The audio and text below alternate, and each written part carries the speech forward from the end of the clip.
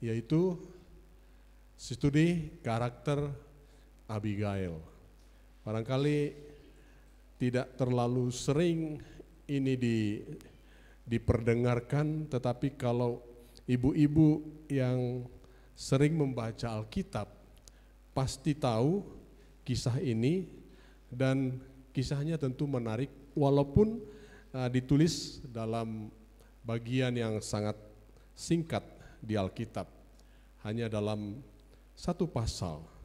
Dan itulah yang akan kita pelajari pada sore hari ini. Karena itu ibu-ibu, saya mengundang ibu-ibu sekalian untuk membuka Alkitab kita dari 1 Samuel 25 ayat yang kedua sampai ayat yang ke-44. Karena kisahnya apa yang mau kita gali adalah dari seluruh rangkaian ayat ini, maka saya mengundang kita untuk membaca seluruh ayat ini dengan cara bergantian atau responsoria. Mari kita baca, saya akan mulai di ayat yang kedua, kemudian ibu-ibu ayat yang ketiga, demikian nanti sampai ayat yang ke-44 kita baca secara bersama-sama. Di ayat 44 saja saya akan mulai. Demikian firman Tuhan.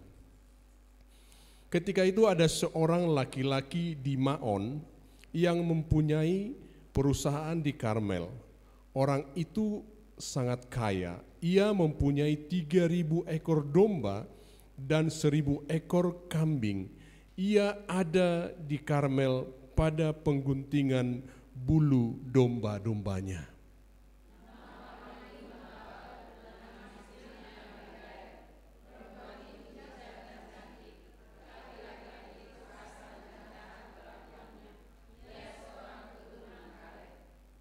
Ketika didengar Daud di padang gurun bahwa Nabal sedang menggunting bulu domba-dombanya,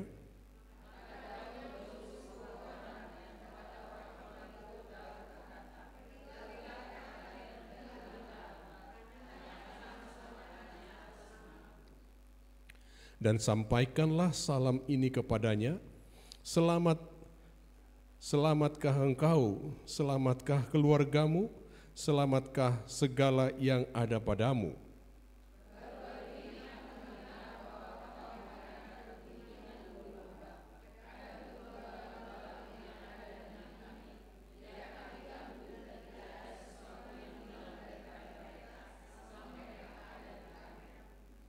Tanyakanlah kepada orang-orangmu, mereka tentu akan memberitahukan kepadamu.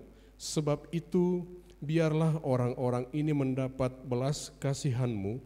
Bukankah kami ini datang pada hari raya? Berkenanlah kepada hamba-hambamu ini dan kepada anakmu Daud apa yang ada padamu.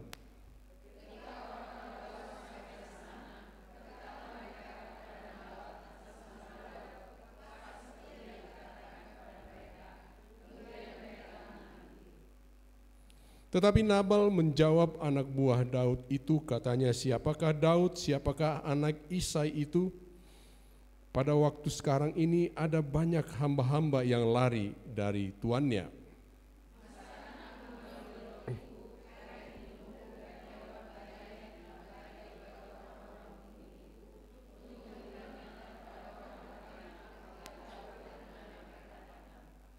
Lalu orang-orang Daud itu berbalik pulang, dan setelah sampai mereka memberitahukan kepadanya tepat seperti yang dikatakan kepada mereka.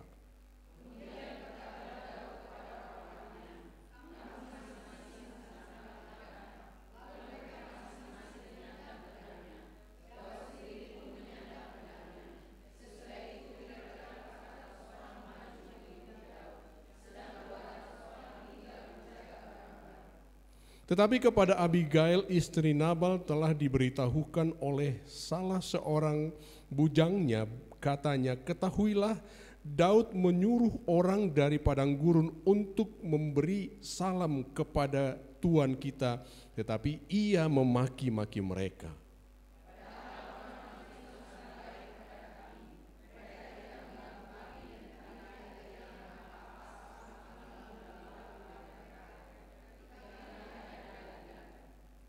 Mereka seperti pagar tembok sekeliling kami siang malam selama kami menggembalakan domba-domba di dekat mereka.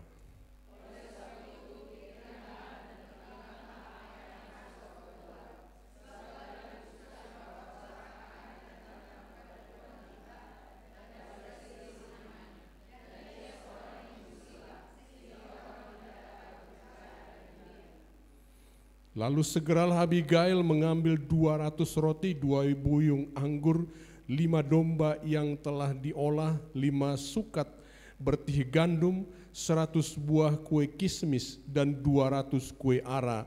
Dimuatnya lah semuanya ke atas keledai.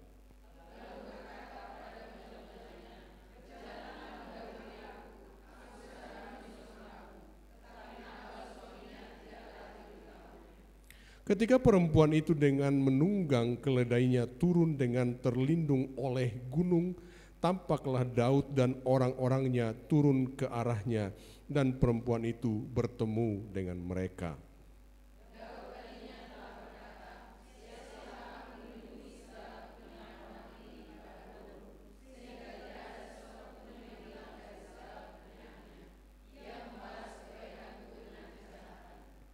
Beginilah kiranya Allah menghukum Daud, bahkan lebih daripada itu, jika kutinggalkan hidup sampai pagi seorang laki-laki saja pun dari semua yang ada padanya.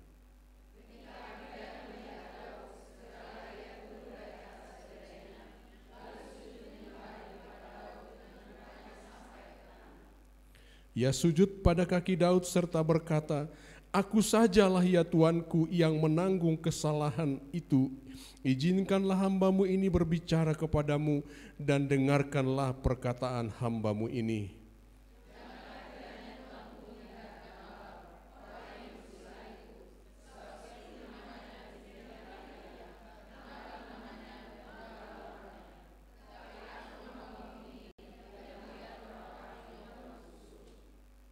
Oleh sebab itu, Tuanku, demi Tuhan yang hidup dan demi hidupmu yang dicegah Tuhan daripada melakukan hutang darah dan daripada bertindak sendiri dalam mencari keadilan, biarlah menjadi sama seperti Nabal musuhmu dan orang yang bermaksud jahat terhadap Tuanku."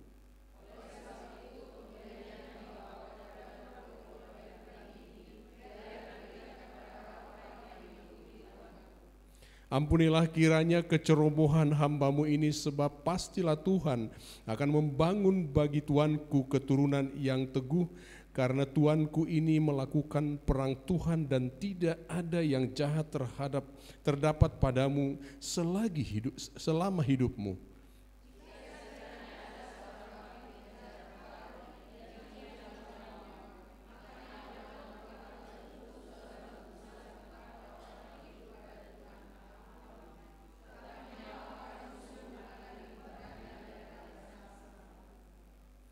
Apabila Tuhan melakukan kepada Tuanku sesuai dengan segala kebaikan yang difirmankannya kepadamu dan menunjuk engkau menjadi raja atas Israel,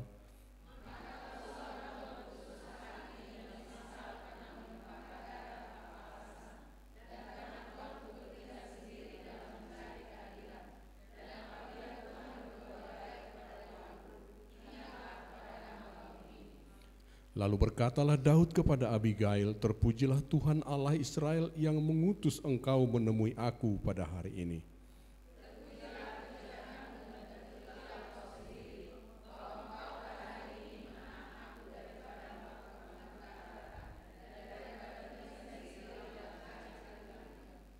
Tetapi demi Tuhan Allah Israel yang hidup, yang mencegah aku daripada berbuat jahat kepadamu, jika engkau tadinya tidak segera datang menemui aku, pastilah tidak akan ada seorang laki-laki pun tinggal hidup pada Nabal sampai fajar menyingsing.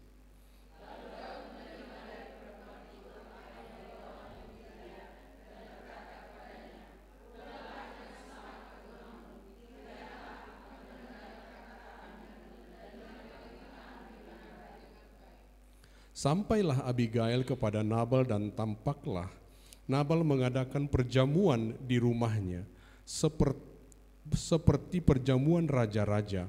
Nabal riang gembira dan mabuk sekali. Sebab itu tidaklah diceritakan perempuan itu segala sepatah kata pun kepadanya sampai fajar menyingsing.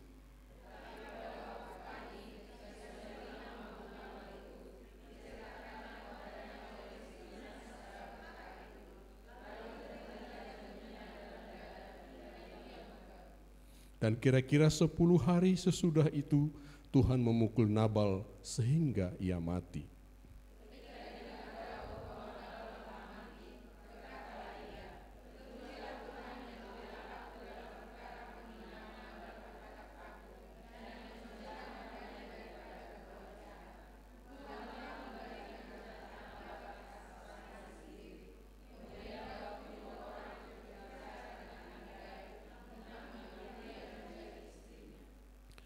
Para hamba Daud datang kepada Abigail di Karmel dan berkata kepadanya demikian, Daud menyuruh kami kepadamu untuk mengambil engkau menjadi istrinya.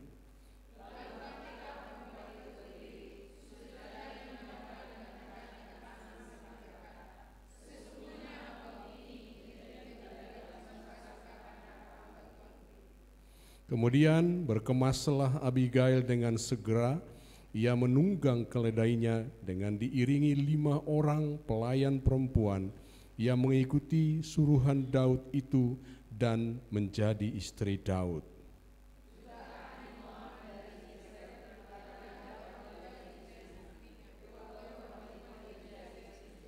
Bersama-sama, tetapi Saul telah memberikan Mikal, anaknya perempuan istri Daud, kepada Palti bin Lais yang dari Gabin itu. Demikian pembacaan firman Tuhan. Dari pembacaan ini saya percaya ibu-ibu sudah punya satu gambaran apa yang sedang terjadi pada waktu itu. Ya, apa yang sedang terjadi pada waktu itu, meskipun nanti kita akan melihat hal-hal apa saja yang khusus yang bisa ibu-ibu pelajari dari seorang yang bernama Abigail, ya. Kita akan melihat, kalau kita lihat dari latar belakang keluarga,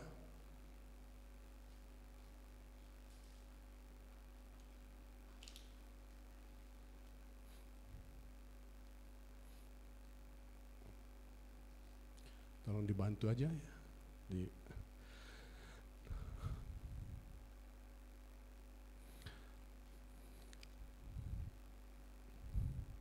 Abigail ini istri Nabal.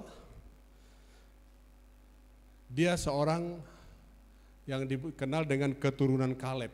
Jadi Kaleb ini adalah dari suku Yehuda. Kalau kita membaca di dalam Ulangan, Kaleb ini adalah dari suku Yehuda.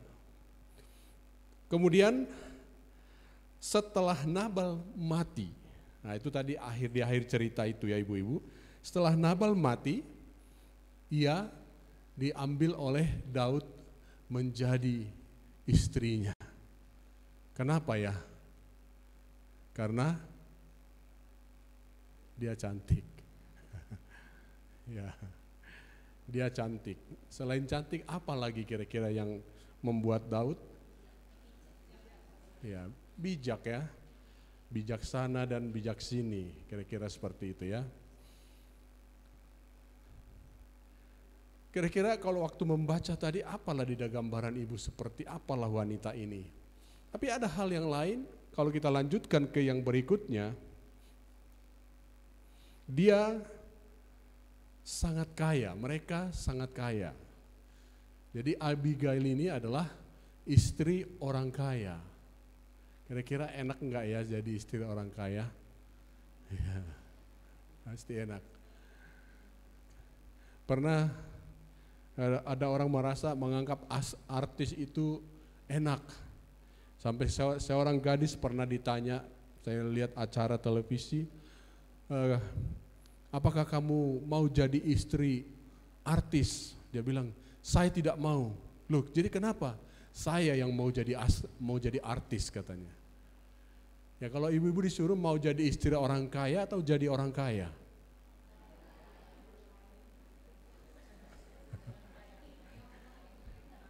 Emangnya kalau istri orang kaya belum jadi orang kaya?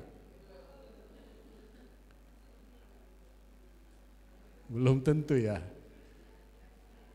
Apalagi semua dibatasi, ya hanya dikasih kartu kredit, kira-kira gitu ya. Ketawa pasti tahu ceritanya. Nggak dikasih uang cash, hanya dikasih kartu kredit dan ada limitnya. Pasti jadi lebih memilih jadi orang kaya daripada istri orang kaya ya. Rupanya jadi istri orang kaya belum tentu kaya. Luar biasa. Saya senang jawabannya tapi saya agak khawatir juga jadinya. Kemudian di sini dikatakan bahwa Nabal ini suami dari Abigail ini seorang yang kasar dan jahat. Jadi untuk apa ya? Kaya tapi kasar dan jahat. Udah gitu dursila, berarti dia melakukan hal-hal yang amoral. Bebal, beda sedikit dengan namanya Nabal, orangnya bebal. Dan suka pesta pora. Inilah latar belakang dari keluarga. Kemudian ini ada masalah ini. Oke. Yang berikutnya keadaan pada saat itu. Nah, jadi kita mulai ke kisah ini. Jadi kita sudah tahu dia dari keluarga apa, tinggal di Karmel, kemudian sifat-sifatnya dia jahat, dia kasar, dia dursila, dia juga bebal dan suka pesta pora. Jadi kalau dia suka pesta pora berarti dia tidak peduli dengan istrinya ada atau tidak ada. Buktinya Nabal ini pesta pora ketika istrinya sedang pergi menemui Daud. Jadi di sini dikatakan dalam keadaan saat itu, kenapa ada cerita ini? Saat itu Daud sedang dalam pelarian dari kejaran Raja Saul. Sebenarnya Daud ini sudah memiliki urapan raja. Tetapi Daud iri kepadanya karena orang Israel mengeluh-elukan Daud. Sehingga Daud melarikan diri, salah satunya dia pergi dekat dengan peternakan dari Nabal ini. Tapi meskipun dia dekat di situ, mereka tidak pernah mengganggu para gembala-gembala dari Nabal ini. Bahkan justru orang-orang Daud itu melindungi mereka. Sehingga pada suatu ketika mereka memiliki kebutuhan dan tepat pada waktu itu disebut sebagai hari raya, yaitu di mana Nabal pada waktu dan orang pada umumnya mengadakan pengguntingan domba. Jadi pengguntingan domba itu kira-kira sama dengan panen, ibu-ibu. Dan disitulah kesempatan atau momen diambil oleh Daud untuk meminta sesuatu. Sebenarnya dia minta belas kasihan, meminta dengan baik kepada Nabal apa yang menjadi kebutuhan orang-orang yang bersama-sama dengan dia. Tetapi Nabal bukan saja mengatakan dia tidak mau, siapakah anak Isai itu, aku tidak kenal, dia adalah orang yang melarikan diri. Bahkan dicatat di sana tadi bahwa Nabal memaki-maki mereka. Kalau tidak mau memberi, kenapa harus sampai memaki-maki? Dan itulah yang menyebabkan Daud begitu marah ketika mendengar dari anak buahnya. Dia begitu marah dan bersumpah akan melenyapkan keluarga dari Nabal. Dan secara khusus dikatakan Dia tidak akan membiarkan kiranya Tuhan menghukum aku bahkan lebih daripada itu. Karena kalau kubiarkan seorang laki-laki pun masih hidup sampai fajar menyingsing. Dan rupanya hal itu sampai ke telinga hamba-hamba dari Nabal. Sampai ke telinga hamba-hamba Nabal ini. Sehingga hamba-hamba Nabal memberitahukan hal itu kepada Abigail. Lalu Abigail sangat meresponi dan bertindak cepat sehingga hal itu tidak sampai terjadi. Padahal Daud beserta anak buahnya 400 orang tambah 200 orang sudah siap-siap untuk menyerang. Tapi Abigail bertindak sangat cepat sehingga hal itu masih bisa dicegah. Ini luar biasa, ibu-ibu. Di dalam Amsal 31 ayat 12, ayat 10 sampai 12, di situ dikatakan dari Amsal yang ditulis oleh Agur. Jadi bukan Daud penulisnya, tetapi ada seorang yang bernama, bukan Salomo maaf, tapi ada seorang yang bernama Agur mengatakan demikian.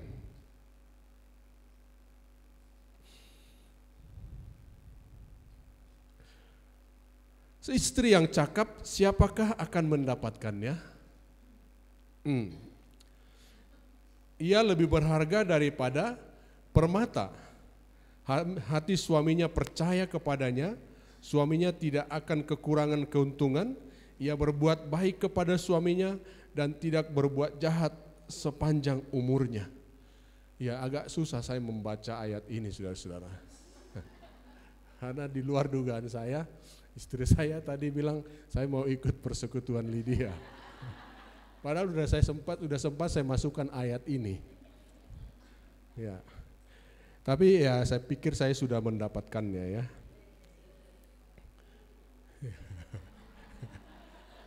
Ya, paling tidak demi didengar oleh ibu-ibu ya kan.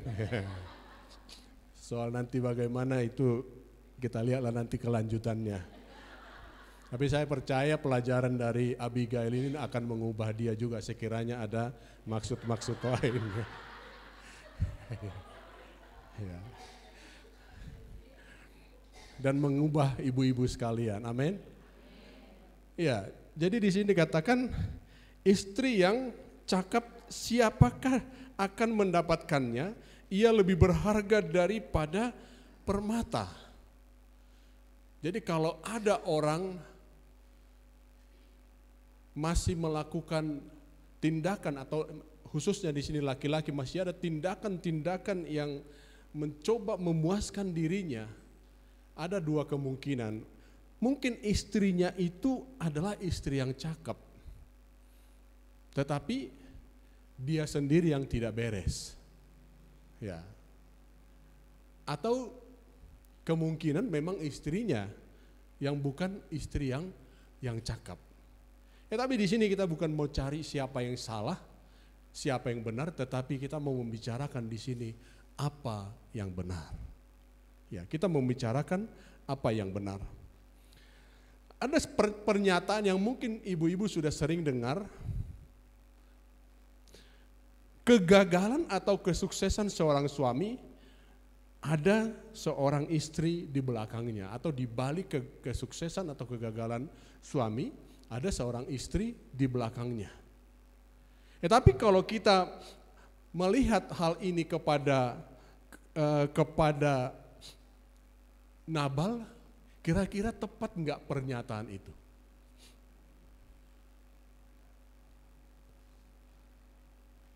Sukses atau gagal seorang suami, pasti ada istri di baliknya. Jadi kalau dia hebat, itu karena istrinya. Tapi kalau dia gagal, dan kalau dia gagal, itu juga karena istrinya.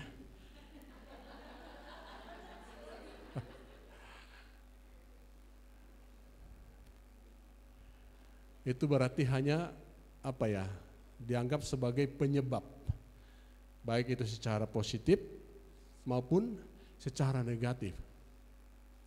Tapi gambaran itu agak sulit untuk diterapkan dalam kisah yang kita baca ini. Ya. Karena sangat bertolak belakang.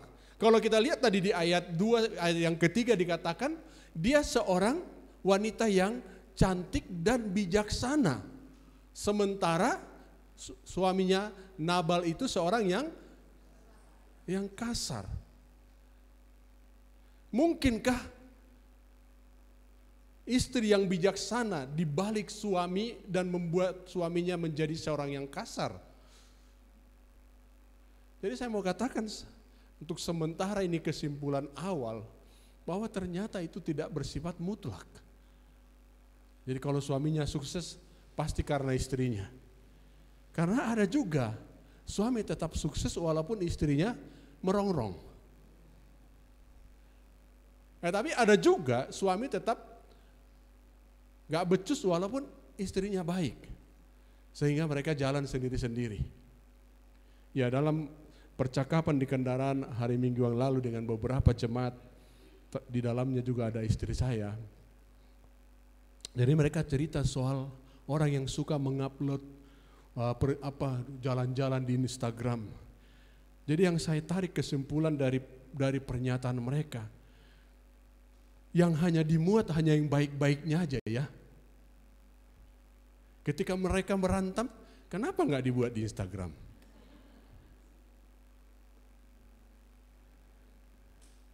Ya, kalau mau fair sebenarnya kan harusnya dibuatlah semua ya.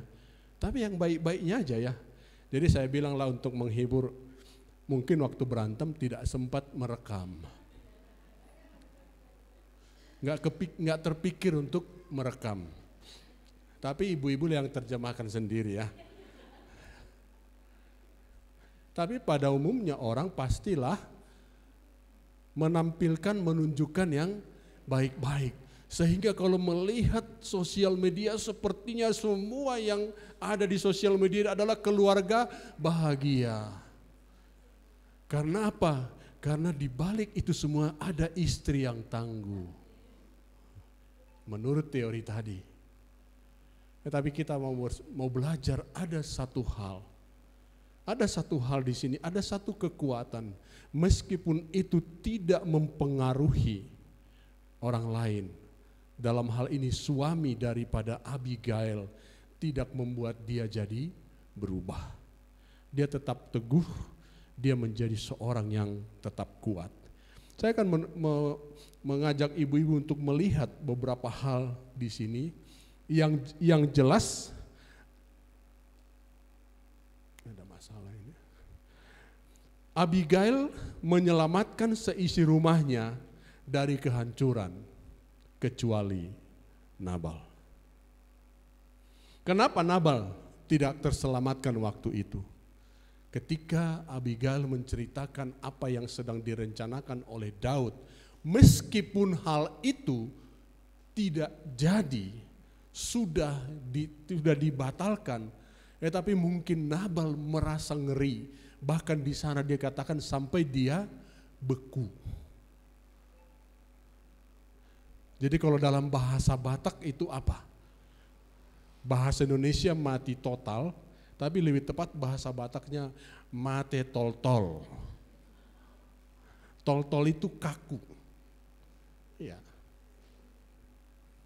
Nabal akhirnya jatuh dan tidak butuh waktu lama, 10 hari kemudian akhirnya dia mati. Dan itu disyukuri oleh Daud karena apa? Dengan demikian Daud tidak sempat berbuat sesuatu yang membuat dia menumpahkan darah karena Nabal itu akhirnya mati sendiri. Nah, sekarang kita mau melihat apa sajalah yang bisa kita pelajari, yang bisa kita teladani.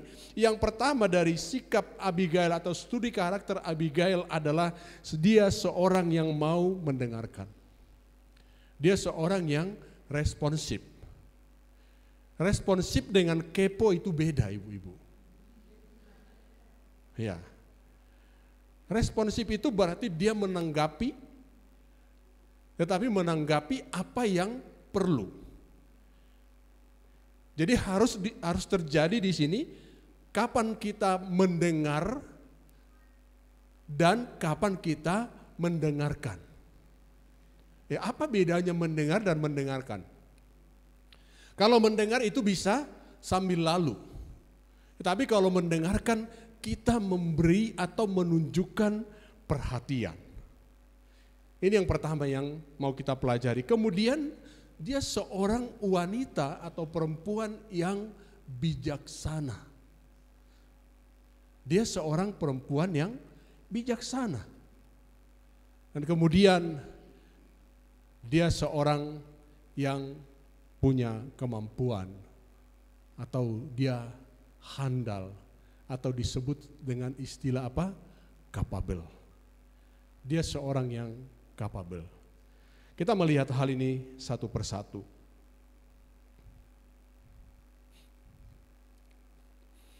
Mau mendengarkan atau responsif. Tertulis itu di dalam 1 Samuel 25 ayat 18 dan ayat 19. Di situ tadi dikatakan, maka segera Abigail mempersiapkan baik itu roti, baik itu daging dan anggur, semua keperluan, dan dia cepat bergerak. Dan sebelum dia bergerak, dia sudah menyuruh hamba-hambanya untuk bergerak. Artinya di sini apa? Abigail mendengarkan, menanggapi pemberitahuan dari hamba-hambanya tentang niat Daud yang hendak melenyapkan keluarga Nabal. Dan ada satu hal yang dicatat tadi di sana, di mana Abigail tidak memberitahukan hal itu kepada Nabal. Ya, barangkali ini menjadi satu bahan diskusi. Apakah dibenarkan kalau seorang istri melakukan satu tindakan tanpa memberitahukan kepada suami? Bukankah kalau kita belajar dari hukum pernikahan bahwa mereka bukan lagi dua tetapi menjadi satu, seharusnya tidak ada lagi yang disembunyikan, tidak ada lagi tindakan-tindakan sendiri tanpa saling tahu seorang terhadap yang lain.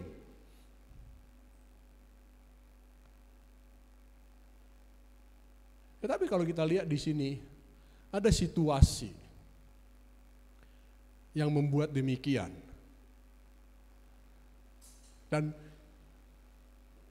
Abigail itu tentu memperhitungkan. Kalau dia memberitahukan itu kepada Nabal, bisa kita tebak apa yang akan menjadi responnya. Bisa jadi apa yang dipersiapkan oleh Abigail itu akan tidak terlaksana. Jadi dia seorang yang responsif. Dia seorang yang tanggap, mendengarkan atau memperhatikan. Kemudian dia menyediakan, mempersiapkan kebutuhan orang-orang yang bersama dengan Daud. Jadi di sini selain dia mendengarkan, langsung dia juga membuat satu tindakan yang tepat, yang diperlukan. Karena apa? Karena ini sifatnya sangat-sangat mendesak atau sangat-sangat darurat. Karena ketika Abigail datang kepada Daud, di situ tadi diceritakan ada limit yang ditentukan oleh Daud bahwa tidak ada seorang laki-laki yang akan dibiarkan hidup sampai fajar menyingsing. Berarti waktunya begitu singkat. Dia harus cepat bertindak. Ini yang saya lihat yang luar biasa dari seorang Abigail. Dia mendengarkan. Dia memperhatikan apa yang disampaikan kepada dia. Jadi ada banyak informasi Apalagi bagi kita sekarang kan sosial media itu nggak bisa dibendung, itu seperti arus air. Ya, seperti arus air. Makanya kita dulu beberapa tahun lalu sering mendengarkan atau sering diucapkan dan populer istilah apa? Sebelum di-share, disaring dulu. Disaring sebelum di-share. Ya. Belum lagi urusannya soal urusan hukum. Tapi hal yang mendasar yang perlu kita perhatikan adalah apakah informasi itu benar. Kemudian, apakah informasi itu penting? Apakah informasi itu berguna? Saya yakin Abigail di sini mengapa dia bertindak cepat? Karena dia yakin informasi yang dia dengar itu adalah benar. Dan informasi yang dia dengar itu adalah sangat penting. Sehingga dia tidak punya waktu untuk bertanya, berdiskusi dengan siapapun, tapi dia bertindak begitu cepat, begitu cekatan, begitu terukur.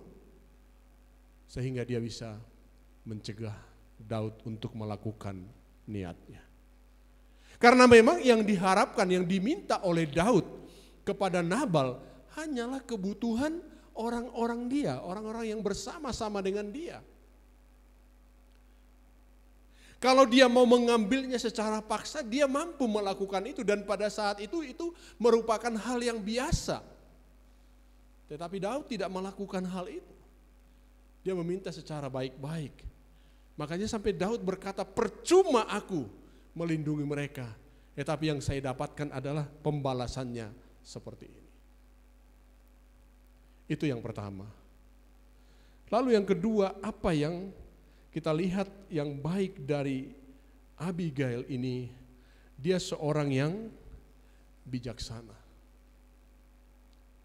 Jadi kebijaksanaan di sini selain dia bertindak cepat menanggapi secara tepat, saya melihat di sini ia sujud di hadapan Daud menyampaikan permohonan maaf atas sikap suaminya. Dia menjelaskan waktu orang-orangmu datang, hamba-hambamu datang, saya tidak mengetahuinya. Tapi dia mengatakan saya minta maaf atas kecerobohan suami saya. Seperti namanya adalah Nabal, orangnya bebal. Kemudian dia memberi apa yang diminta oleh Daud kepada Nabal, dia memenuhi. Jadi dia tidak datang ke sana hanya sekedar mengkonfirmasi atau bertanya apa yang diharapkan, tetapi dengan segera itu dia sediakan. Dia bijaksana. Bahkan dia katakan, timpakanlah itu kepada hambamu ini. Biarlah aku yang menanggung apa yang mau kau lakukan kepada suamiku, kepada Nabal. Istilah sekarang dia pasang badan. Ya, dia pasang badan. Karena kalau kita lihat kembali di situ, bahwa akhirnya apa hasilnya? Yang berikutnya ia memberikan pujian yang tulus kepada Daud. Saya pikir ini bukan sekedar soal mengambil hati, tapi dengan segala ketulusan. Kenapa dia bisa lakukan itu? Karena saya percaya dengan apa yang ditulis di sini, dia seorang yang perempuan yang bijak. Berarti dia mengetahui tentang kisah Daud. Dia tahu bagaimana Daud itu orang yang diancam oleh Saul yang adalah mertuanya sendiri. Rupanya dia juga tahu tentang ihwal Daud, bahwa Daud ini adalah seorang yang takut akan Tuhan. Makanya sampai Abigail mengatakan kamu akan menjadi raja nanti. Dia tahu juga bahwa Daud ini sudah diberikan urapan raja kepada dia. Sehingga dia menyampaikan pujian-pujian itu kepada Daud, dan saya percaya itu adalah pujian-pujian sebagai pujian yang tulus. Jadi dia tidak hanya dengan tergesa-gesa memberikan apa yang dibutuhkan oleh orang-orang Daud, tetapi dia sendiri menyampaikan apa yang dia tahu tentang Daud. Dan kalau kita lihat hasilnya, apa kata Daud? Terpujilah Tuhan yang mengutus engkau datang kepadaku, sehingga aku tidak menumpahkan darah, sehingga aku tidak menuntut keadilan. Itulah respon dari Daud. Lalu diterimanya pemberian itu dan dia disuruh pergi. Ya. Dia disuruh pergi. Seorang yang bijaksana. Kalau Alkitab membaca dalam Alkitab bagaimana orang bijaksana, bijaksana itu tidak bisa dipelajari dari pendidikan formal. Maka saya punya keyakinan, meskipun tidak secara khusus di sini ditulis bagaimana kerohanian dari Abigail ini, tidak ada diceritakan di sini soal bagaimana dia beribadah. Tetapi dari apa yang disampaikannya kepada Daud, saya yakin dia seorang yang takut akan Tuhan. Dengan dia seorang yang takut akan Tuhan, maka jadilah dia sebagai orang yang bijaksana. Sebab apa? Hikmat itu hanya diperoleh dari takut akan Tuhan. Sehingga dia memiliki itu semua. Sehingga Daud pun bisa sampai luluh hatinya dari permohonan Abigail ini. Karena biasanya kalau sampai ada semacam ikrar, karena saya berulang kali membaca pernyataan seperti itu yang dikatakan Daud. Kiranya Tuhan menghukum aku bahkan lebih daripada itu. Biasanya kalau orang sudah membuat pernyataan seperti itu tidak bisa lagi dicegah. Dan itu banyak sekali ucapan-ucapan seperti itu dikatakan dalam Alkitab. Kalau orang membalas sesuatu, kalau sudah ada pernyataan, biarlah Tuhan menghukum aku bahkan lebih daripada itu, kalau aku tidak melakukan ini. Sebenarnya itu adalah suatu rencana yang tidak bisa lagi dicegah. Yang tidak bisa lagi dicegah oleh siapapun. Kalau orang sudah buat pernyataan seperti itu, orang tidak akan bisa lagi, tidak akan mau lagi menasihatinya. Karena apa? Karena tidak akan didengarkan lagi. Saya teringat waktu George Bush senior hendak menyerang Irak atau Saddam Hussein. Banyak tekanan-tekanan dari dunia luar. Tapi ketika dia masuk dalam satu perenungan dia kemudian dia keluar. Orang tanya kepada dia, bagaimana kalau Saddam Hussein tidak mau meninggalkan Irak? Jawabannya seperti ini, dia nanti akan tahu. Wah, saya kagum sekali dengan jawaban itu. Dia nanti akan tahu. Dan luar biasanya pada waktu itu dukungan terhadap dia bisa lebih besar daripada dukungan terhadap ayahnya sebelumnya ketika terjadi perang Teluk. Apa yang membuat itu, ibu-ibu? Mungkin tidak begitu ibu-ibu tahu ceritanya ketika terjadi serangan teroris di Menara Kembar WTC di New York. Karena apa? Itu menyangkut harga diri Amerika Serikat. Sehingga dia membuat pernyataan waktu itu beberapa waktu sebelumnya. Ketika dia mencari musuh dari Amerika. Dia mengatakan, Kami tidak akan membedakan pelaku dan orang yang menyembunyikannya. Jadi saya melihat ada korelasinya dengan pernyataan Daud ini. Itu pasti dilakukan, tidak bisa dicegah, sehingga pada waktu itu baik Senat Amerika, baik Kongres Amerika tidak ada satupun yang mencoba untuk menghalanginya. Karena memang presiden punya hak prerogatif untuk melakukan itu demi negara. Tetapi yang mau saya tekankan di sini, kenapa tidak ada yang memprotes? Biasanya kalau ada tindakan-tindakan seperti itu pasti mengadakan rapat, pemungutan suara, tapi pada waktu itu tidak ada. Karena mereka sudah yakin pasti tidak akan dihiraukan. Demikian juga dengan ini. Tapi kenapa sampai Daud bisa membatalkan niat itu? Karena kebijaksanaan daripada Abigail. Dia mampu meluluhkan hati Daud, sehingga selamatlah keluarganya. Dan yang terakhir, yang ketiga,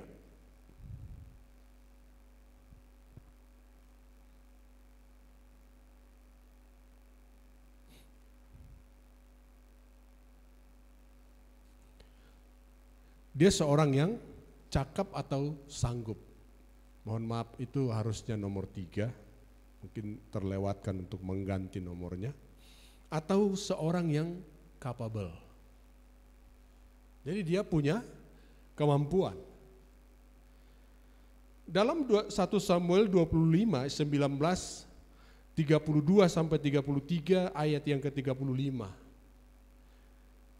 Kecakapan dari atau kesanggupan dari Abigail ini apa?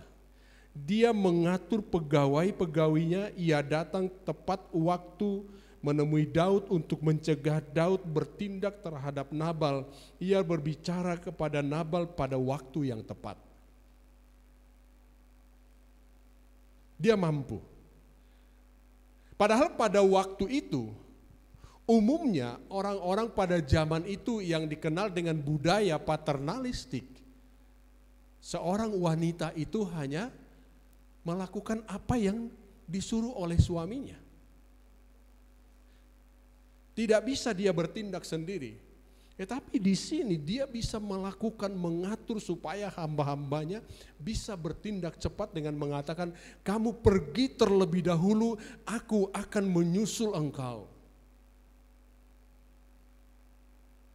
Jadi bukan hanya cepat, tetapi berantakan. Tapi dia melakukannya secara tepat dan tepat dengan cara yang tepat pula. Kalau kita melihat di sini, ia datang tepat waktu, tidak menunda-nunda. Dia datang dengan cara yang tepat dan dia berbicara dengan dia datang lalu dia bersujud, dia berbicara dengan poin-poin yang diperlukan sehingga itu bisa mencegah Daud. Kemudian ia berbicara kepada Nabal pada waktu yang tepat. Ketika dia pulang, dia menemukan Nabal berpesta seperti pesta raja-raja yang dicatat tadi di dalam Alkitab. Tetapi ketika dia ketahui Nabal sedang mabuk anggur, dia menunda untuk memberitahukan hal itu kepada Nabal.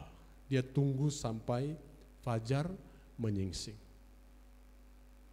Karena mungkin akibatnya akan berbeda kalau dia secara buru-buru melakukan itu.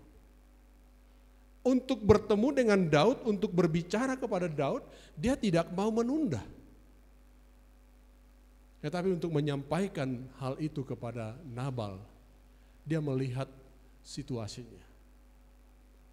Dia cakap, dia sanggup untuk melakukan itu. Ada orang hanya maunya cepat saja, tetapi tidak terencana dengan baik, tidak berhati-hati, sehingga hasilnya justru mengecewakan. Hasilnya justru mengecewakan. Jadi ibu-ibu yang saya kasih dalam Kristus, Meskipun kita melihat kisah tentang Abigail ini dicatat hanya dalam bagian yang sangat kecil di dalam Alkitab, hanya di dalam 1 Samuel pasal yang ke-25 ini, ternyata banyak hal-hal yang baik yang bisa kita teladani. Walaupun apa yang saya katakan tadi, tentu bukanlah hal yang dibenarkan bahwa dia bertindak tanpa memberitahukan kepada suami. Tetapi apa yang menjadi masalah di sana?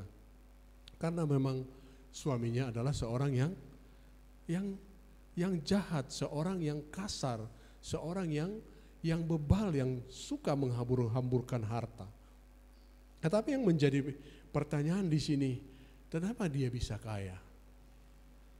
Ya. Jadi ada dua hal. Kalau kita mau melihat sesuatu, saya suka menyampaikan ini ketika pertama kali saya dengar ada yang namanya contoh dan ada yang namanya teladan. Jadi apa yang terjadi ini adalah contoh, bukanlah kisah yang ideal. Tetapi apa yang dilakukan oleh Abigail ini bisa diteladani. Apa yang kita bisa teladani? Bahwa dia seorang yang responsif. Menanggapi hal apa yang benar, hal apa yang penting. Dia seorang yang bertindak secara bijaksana. Kemudian dia seorang yang cakap melakukan sesuatu. Mengapa ini perlu kita bedakan? Mana yang menjadi contoh, mana yang teladan. Kalau secara keteladanan, tentu keluarga ini bukanlah keluarga yang patut dijadikan sebagai teladan dalam arti keluarga yang ideal. Cuma sayang, menjadi pertanyaan saya ketika ini saya baca berulang kali. Kok sayang sekali perempuan cantik dan bijaksana dapat orang bebal. Ya sudah, tapi ini jadi contoh saja lah ya. Kasihan ya. Maunya kan orang cantik dapat orang baik. Tapi ada sedikit poinnya mungkin di sini, kaya. Tapi apakah Abigail ini seorang matre? Tidak ditemukan di sana. Iya, tidak ditemukan di sana. Marilah kita melihat apa yang bisa kita petik sebagai contoh, mana yang bisa kita teladani. Kita baca satu ayat sebagai ayat penutup dalam renungan kita pada sore hari ini, ibu-ibu, dalam Amsal 3 ayat 5 dan 6. Ini yang saya yakin dimiliki oleh Abigail sehingga dia bisa bertindak dengan baik. Percayalah kepada Tuhan dengan segenap hatimu dan janganlah bersandar kepada pengertianmu sendiri. Akuilah Dia dalam segala lakumu, maka Ia akan meluruskan jalan. Jadi intinya apa ibu-ibu? Kalau kita mengandalkan Tuhan, bersandar kepada Tuhan, bukan bersandar kepada pengertian kita sendiri. Karena apa yang menurut kita baik, menurut kita benar, menurut kita tepat, belum tentu baik, belum tentu benar, belum tentu tepat. Tetapi di sini katakan, percayalah kepada Tuhan dengan segenap hatimu, janganlah bersandar kepada pengertianmu sendiri. Berarti kita dalam setiap tindakan kita perlu hikmat, perlu pimpinan, perlu petunjuk daripada Tuhan. Kemudian dilanjutkan di sini di ayat berikutnya, akuilah Dia dalam segala lakumu. Jadi apa yang kita kerjakan itu jangan kita katakan karena saya bisa, karena saya mampu. Tapi kita katakan karena Tuhan. Sebab kalau kita lihat akhirnya setelah Nabal mati, Abigail tidak menduga kalau akhirnya Daud menjadikan dia, mengambil dia menjadi istrinya. Nak tumagot tuhalak adong dohita. Mungkin itulah pikiran dari Daud. Sebenarnya Abigail merasa dia hanya layak dijadikan budak. Tapi Daud mengambil dia sebagai istrinya. Tuhan memberkati kita semua. Kita berdoa.